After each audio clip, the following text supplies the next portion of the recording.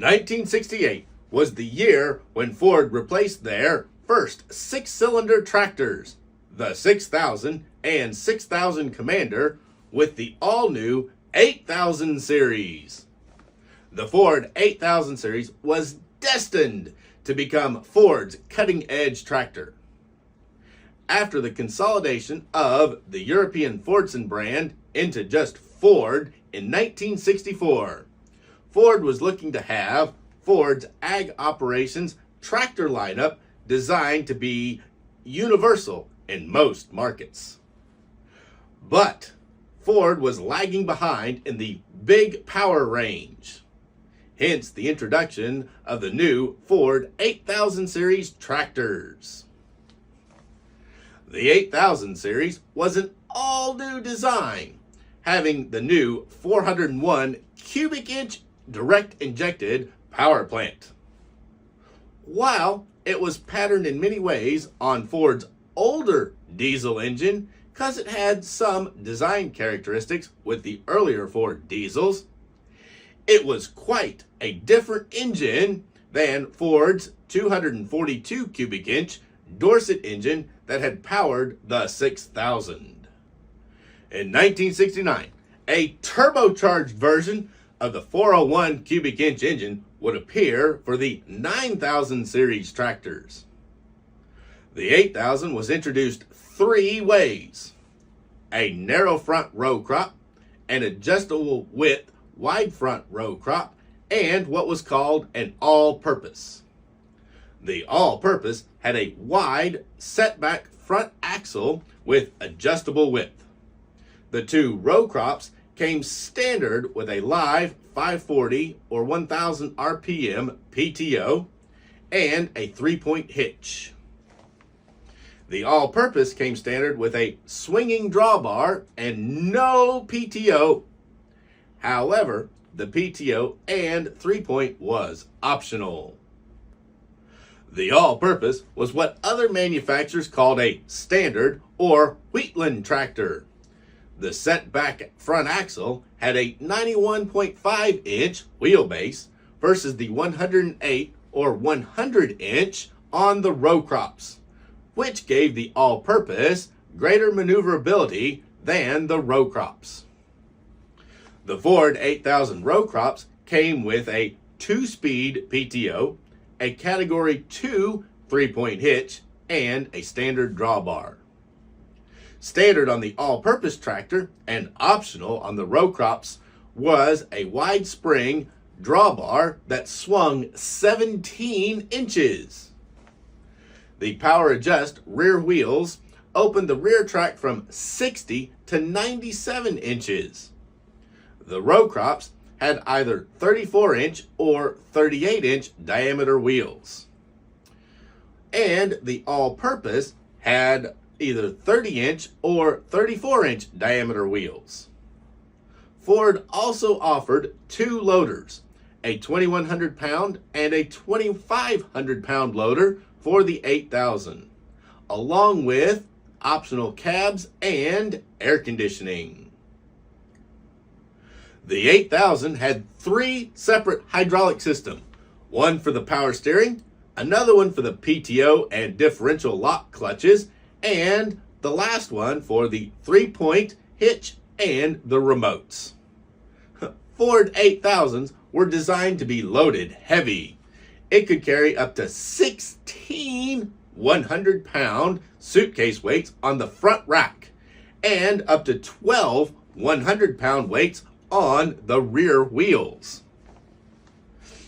In 1969, the 8000 got a big brother, the 9000, which I will talk about in a future video, so subscribe so you don't miss out on it.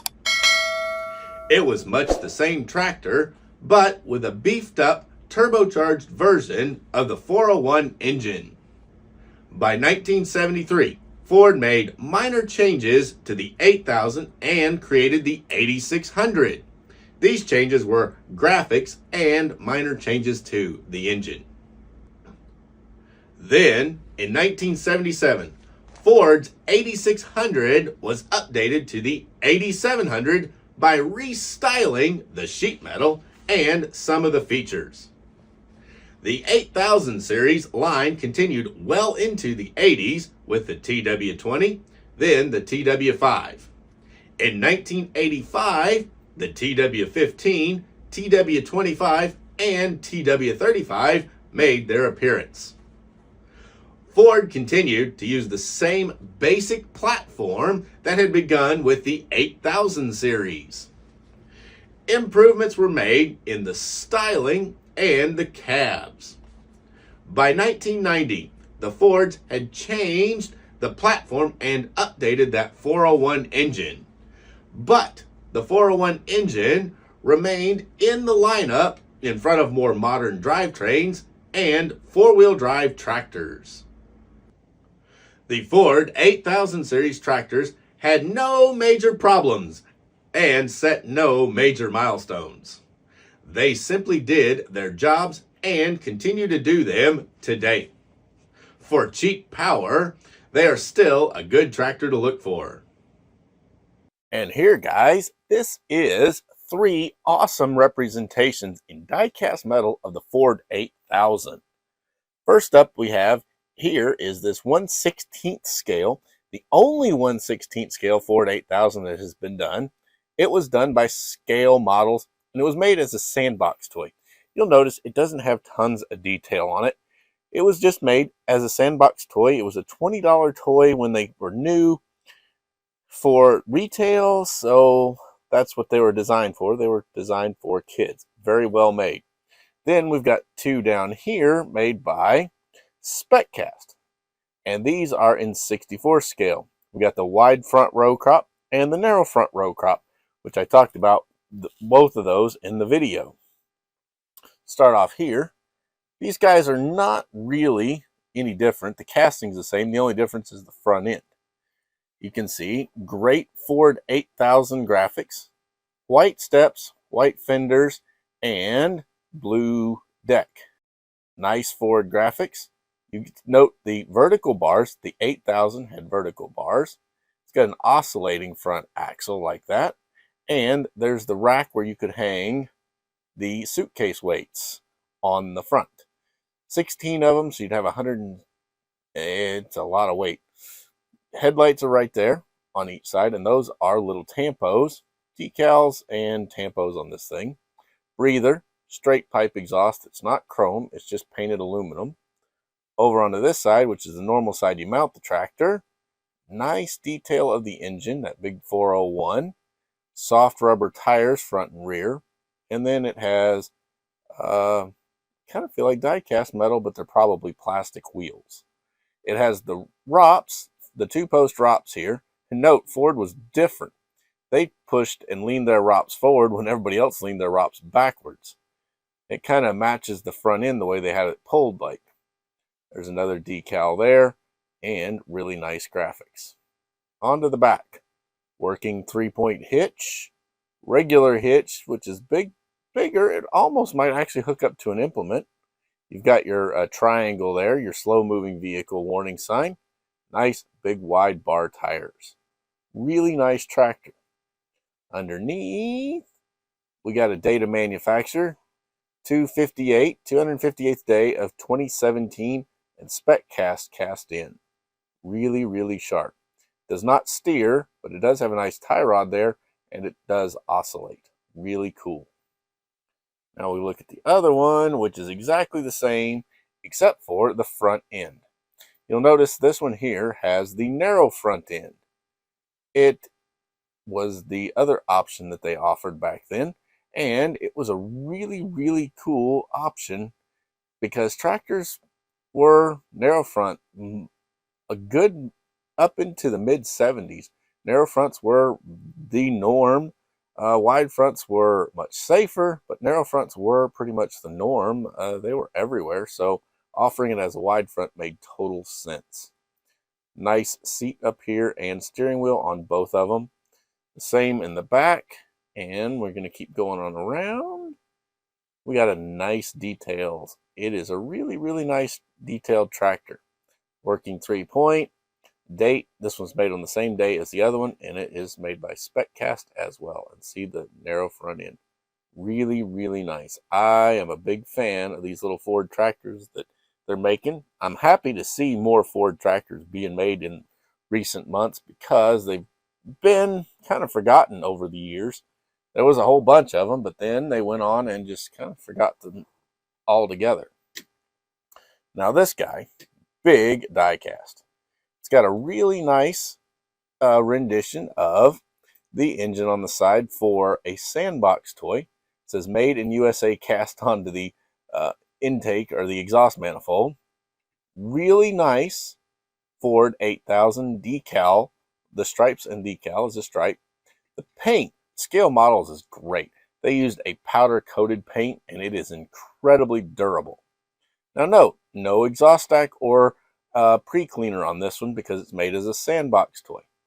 It does have a steerable front end, you see, and nice cast-in seat, cast-in fuel tanks back here. Turning them around. Now, no 3-point on this one, but a nice drawbar hitch so you could hook up. If they made this a wide front setback, you would have your all-purpose version, which was basically a Wheatland. It's got kind of skinny tires for a 8000, but Scale Models is, again, made it as a toy. They're a hard plastic tire on a hard plastic rim, not die cast. The whole body is die cast. The only plastic parts on it are the wheels and tires.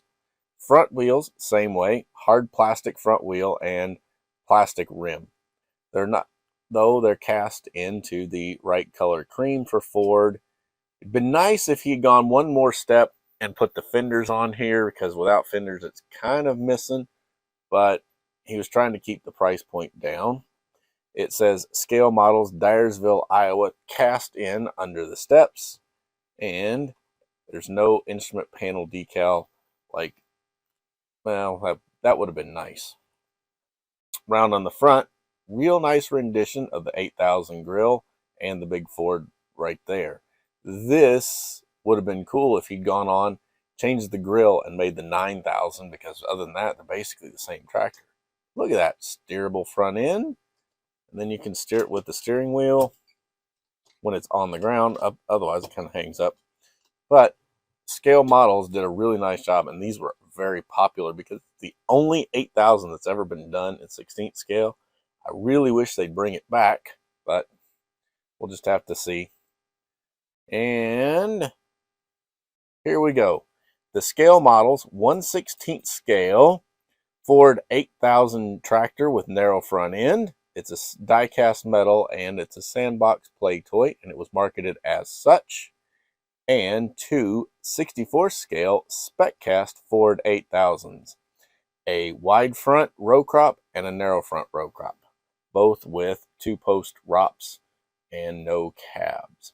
They've also done 8000s with cabs, with loaders. They've done just about the whole gamut on the 8000 and 64, so go on and look for them all. These just happen to be the first two that were released from SpecCast. What do you guys think of these? Would you really want them in your collection? I when I first got this, I'm like, it's a toy, but I actually kind of really like it because it's something you don't find all the time. And these two, well, for the detail, they're great. For other Ford 8000s and Ford tractors and SpecCast is done, see my website with the link down below and get yours today. A little bit of history on how Ford became New Holland. The original New Holland Machine Company was founded in 1895 in New Holland, Pennsylvania. Over the years, New Holland was eventually acquired by the Sperry Company in 1947, making it the Sperry New Holland. Ford Motor Company bought New Holland in 1986, making it Ford New Holland. Finally, Ford sold their ag divisions, including Ford tractors and New Holland equipment, to Fiat in 1991. Part of the deal was that Fiat would phase out the name Ford, retaining the name New Holland for both the equipment and tractors. Thanks for watching, everyone. I'm Logan, the 64th Gear Jammer Skeele, and I'll be back soon with the episode on the Ford 9000 and 9600 tractors. So subscribe right now, like this video, and share it with your followers.